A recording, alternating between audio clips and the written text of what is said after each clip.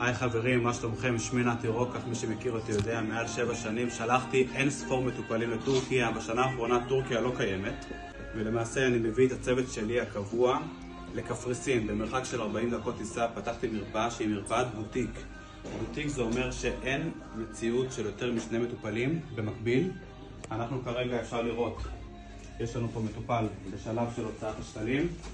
יש לנו בכל רגע נתון איש צוות שהוא דובר עברית וטורקית.